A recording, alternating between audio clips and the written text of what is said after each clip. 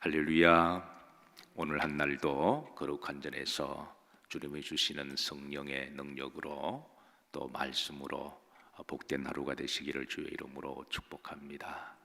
자, 어제 말씀에 이어서 이제 다윗의 고난을 통하여 앞으로 오실 메시아의 고난의 예표적인 말씀, 이제 세 번째 말씀으로 함께 은혜를 나누고자 합니다.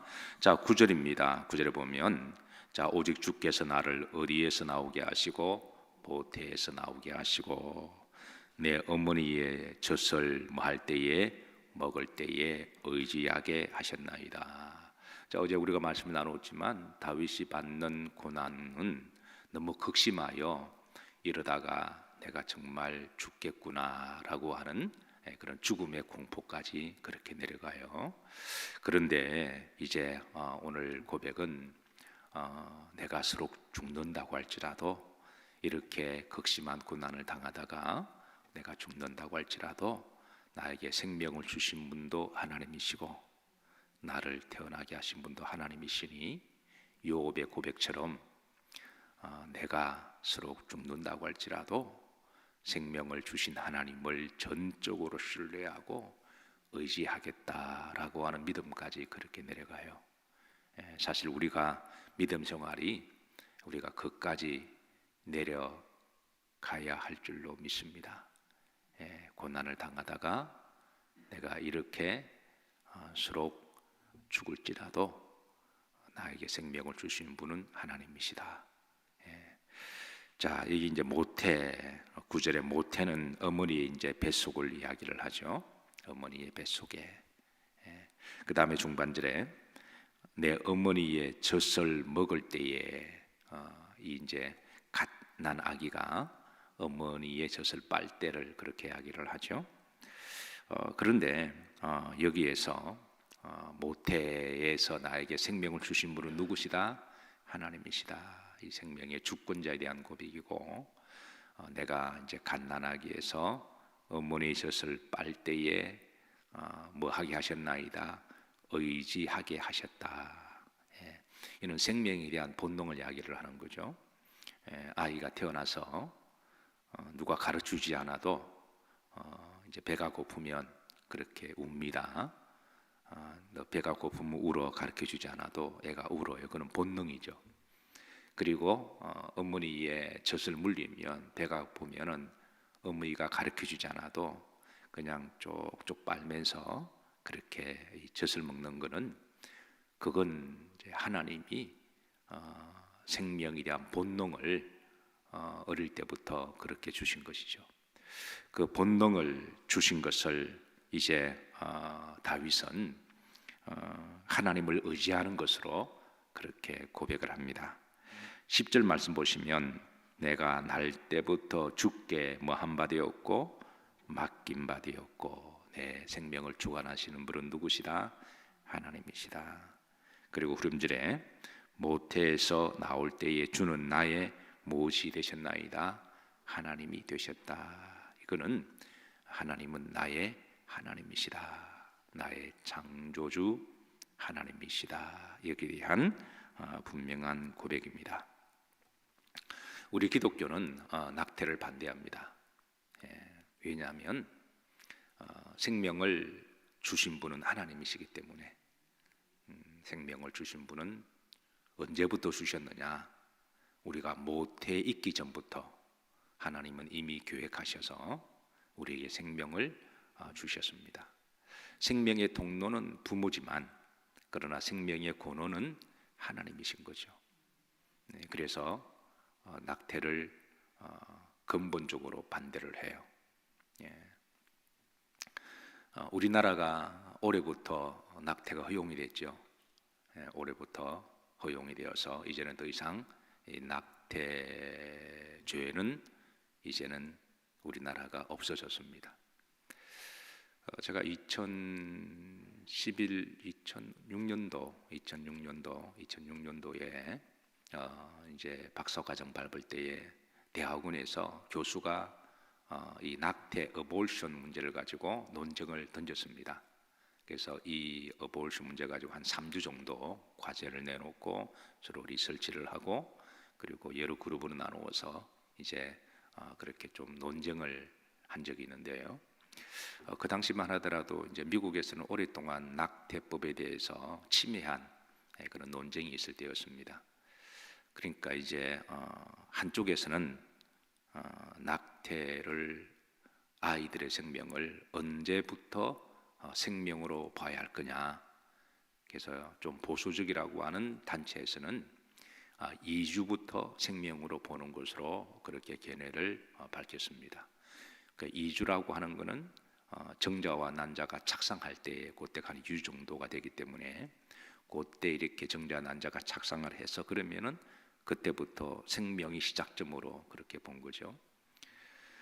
그 또 한쪽에서는 좀 개방적이라고 하는 좀 개혁적이라는 그런 단체에서는 한 5개월 정도부터 그때부터 사람의 형성이 시작되기 외형이 시작되니까 그 5개월부터 생명이로 봐야 되니까 그 전까지는 낙태는 안 되고 그 후부터는 낙태가 된다라고 보는 견해입니다. 그러니까 2주로 보게 되면 2주 전까지는 낙태가 되고 2주 후에는 생명이기 때문에 살인죄에 적용이 된다. 이런 또 견해가 있었고 또 한쪽에서는 자유분방한 쪽에는 태어날 때까지는 생명이 아니다. 그러니까 태어나기 전까지 낙태를 해도 된다라고 하는 견해가 있었습니다.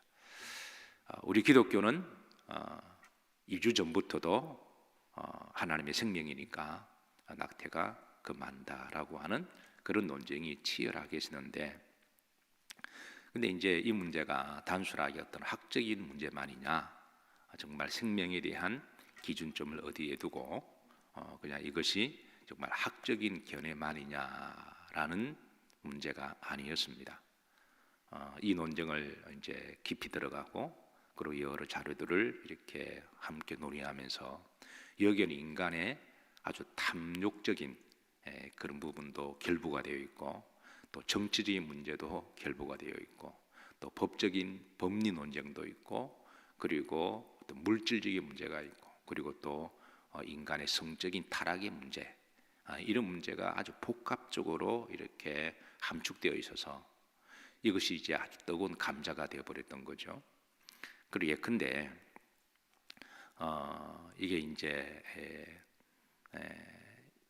예를 들어서 2주에 낙태를 하느냐 5개월 있다가 낙태를 하느냐, 여기에 따라서 의사들이 낙태를 하느냐 안 하느냐에 따라서 이게 수술비 문제가 그냥 출산하는 것보다 낙태하면 6배를 돈을 더 받으니까, 그래서 이런 다 그런 건 아니지만 의사들 중에 그래서 이 이제 물질의 문제를 이렇게 좀 수입을 얻기 위해서 그거를 낙태는 해도 된다라고 주장하는 의사들이 들어 계시고, 물론 안 그런 분도 계시는데, 또 이렇게 되면 이제 보험의 문제, 보험회사에서 이제 또 낙태가 언제 시점에 따라서 보험료를 지불하느냐 마느냐의 문제, 그리고 여기에 대한 또 정치권의 로비의 문제, 그리고 또 일부 사람들의 성적인 문란으로 말미암아 원치 않는 자식이 생겼을 때에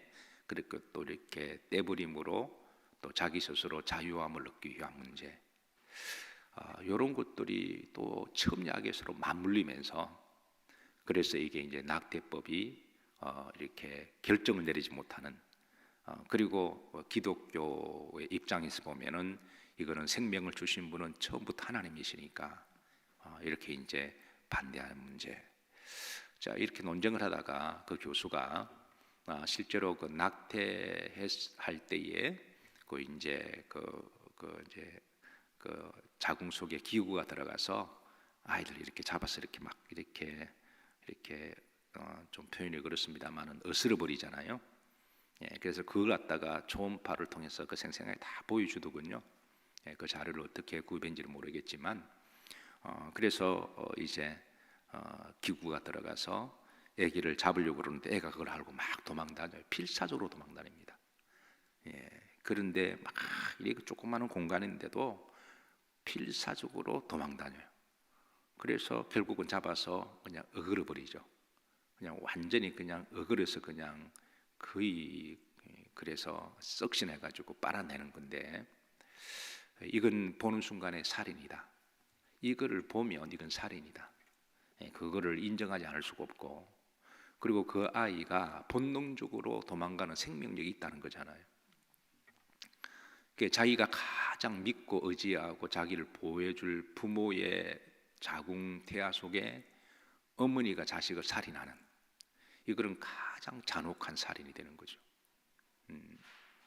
그래서 이런 걸 함께 토의하면서 이제 우리 기독교 입장은 생명을 처음부터 계획하시고, 그리고 어머니 뱃속에 남녀간의 아담과 하와가 서로 사랑해서, 그래서 이제 사랑하면 생명을 갖도록 우리 생체의 메커니즘을 그렇게 만드신 분은 하나님이잖아요. 그렇게 될지어다 하셨으니까. 그래서 그 원리에 따라 사랑하는 사람과 만나서 서로 사랑을 하면 생명을 착상하도록 하나님이 그렇게 설계를 하셨기 때문에, 그래서 그렇게 생명을 가지는 그 순간부터 하나님 이미 계획하시고 주셨으니까 그건 생명으로 보는 거죠. 우리나라에서는 그렇게 심도 있는 논쟁 없이 그냥 우리나라는 항상 그 어떤 연구나 어떤 이런 거 생명에 대한 존중보다도 여론 분위기를 봤다가 결정이 되는 게 많잖아요. 그래서 우리나라 여론이 낙태를 찬성하는 쪽이다 보니까 올해 2021년 1월부터 낙태가 통과된 거로 그렇게 알고 있습니다. 근데 미국에서는 이런 치열한 논쟁 끝에 그 당시에도 이제 5개월이냐 6개월이냐 이렇게 막 논쟁하다가 이제 6개월 전까지는 이게 이제 생명으로 보지 않고 6개월 이후로부터는 생명이니까, 그러니까 6개월 이후로는 낙태를 금지하고 그 이전까지는 허용하는 거로 지금도 이제 그런 스탠스를 취하고 있는데, 우리나라는 태어날 때까지 이제 다 낙태시켜도 됩니다.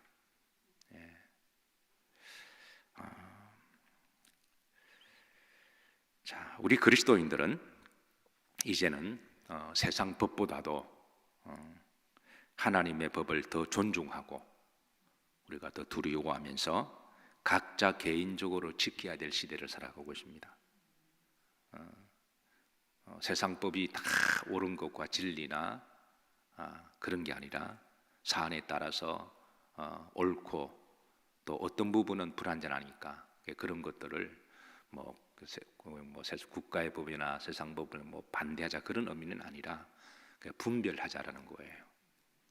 한 시대를 살아가면서 통찰력을 가지고 잘 분별하되, 옳고 그름은 우리가 잘 분별해야 된다는 거죠. 그 바로의 시대에는 태어나면 다 죽이는 게 바로의 법이었잖아요. 그때는 태어나면 히브리인들의 아이들은 남자면 태어나면 다 죽여버리라. 그 당시 그게 법이었고, 그런데 당시 산파들과 모세의 어머니 요게벳은 세상의 법보다도 하나님의 법을 더 존중하고 더 두려워하면서 목숨을 걸고 이제 하나님 준 생명을 출산했고, 그래서 그 어렵게 태어난 아이가 모세였습니다. 만약에 세상 법을 두려워해서 모세를 태어나자마자 죽이거나 난리가 갖다 버렸으면 이스라엘의 위대한 출애굽의 역사는 없었을 거예요. 그러나 목숨을 걸고 지켰더니 하나님이 모세를 지켜주시고 또 그 가문에 위대한 인물이 나오게 하시고 축복의 통로가 되게 하시는 거죠. 그래서 우리가 세상의 헌법이나 어떤 법을 무시하라는 게 아니라 그것도 사람이 만든 거고 또 사람의 여론의 분위기에 따라 이렇게 뒤집어질 수 있는 거니까, 그거를 또 인간은 원래 탐욕적인 존재잖아요. 인간의 어떤 다른 어떤 그런 탐욕 때문에 또 결정이 되어지는 문제들이 한두 가지가 아니니까 이제 그런 것들을 잘 우리가 분별하면서 우리 그리스도인들은 하나님 말씀 법을 믿고 따르다가 천국 가는 거예요. 그러니까 나를 구원하시고 나를 생명으로 인도하시는 것은 하나님이시고 하나님의 말씀이니까, 그래서 하나님 말씀을 더 귀하게 복되게 순종하시기를 주의 이름으로 축복합니다. 자, 자, 11절 말씀 보십시다. 11절 나를 멀리하지 마옵소서. 다윗은 이런 극심한 고난 중에도 하나님께 기도합니다. 내가 이렇게 고난을 당하다가 죽을 수도 있다. 내가 이렇게 아프다가 죽을 수도 있다. 그러나 그런 중에도 하나님 앞에 기도하는 거죠. 그러면 수렴절입니다. 환난이 가까우나 뭐할 자 없나이다, 도울 자 없나이다. 다윗이 극심한 고난과 환난을 당했을 때에 그렇게 다윗이 잘 나갈 때, 왕이었을 때, 권력과 돈과 건강이 있을 때는 다윗 주변에 사람들이 많이 있었고 그렇게 아부하던 사람들이 다윗이 압살롬에 의해서 하루아침에 역적이 되고 도망다니는 신세가 될 때는 아무도 도울 자가 없다라는 거예요. 우리가 잘 나가고 힘 있을 때는 주변에 사람들도 많이 모입니다. 근데 내가 어려움을 당하면 주변에 아무도 없죠. 우리가 사람을 비난하는 게 아니라 그게 인간의 한계라는 거예요. 심지어 부모조차도 내 아픔을 몰라주고 내 외로움을, 고독을 몰라주고 그런데 다윗은 나를 도울 적 없지만 오직 하나님만이 내 마음을 아시고 나를 도우신다. 그래서 이 11절에 보면 나를 멀리 하지 마옵소서. 다윗이 기도하자. 심지어 부부라고 할지라도 나의 아픔과 외로움을 알아줄까요? 몰라줄까요? 알아는 주겠죠. 근데 다는 못 알아주겠죠. 그건 부부가 나빠서가 아니라 인간이 원래 그렇습니다. 인간은 철저하게 혼자고 하나님과 나와의 관계입니다. 그래서 우리가 부부도 사랑하고 부모도 우리가 다 존중하고 주변의 친구들도 잘 존중해야 되지만 인간의 한계가 원래 그렇다라는 거죠. 그래서 인간은 사랑의 대상이지 의지의 대상은 아닙니다. 그래서 우리가 전적으로 의지하고 신뢰하실 분은 오직 하나님 한 분밖에 안 계신다. 자, 오늘 시간 관계상 여기까지 말씀 보고 내일 이어서 이제 12절 이하로 좀 말씀을 미리 좀 묵상할 걸 드릴게요. 12절 이하로부터 21절까지 이제 오늘 좀 말씀을 보려고 그랬는데 시간 관계상 오늘 하루 이제 집에 가서 말씀 보시면서 세 종류의 짐승이 나와요. 그러니까 세 종류의 짐승이 어떤 짐승인지, 그러니까 이 짐승들이 뭘 상징하는지, 그래서 한번 집에서 잘 묵상해 보시고 그리고 내일 아침에 이 말씀을 좀 더 깊이 또 은혜를 나누고자 합니다. 말씀을 정리합니다. 나에게 생명을 설계하시고 나를 계획하시고 그리고 나를 부모의 모태부터 생명을 주시고 그리고 살아가도록 생명의 본능을 주시고 그렇게 나를 태어나게 하시고 나를 지금까지 인도하시는 분은 누구시다? 하나님이시다. 오늘 드렸던 찬양처럼 부름받아 났으니 몸 어디든지 가오리다. 오늘 하루 한 날 성령으로 여러분의 발걸음을 인도하여 주시고 오늘도 건강하시고 평안하시고 또 복의 통로들이 되시기를 주의 이름으로 축복합니다.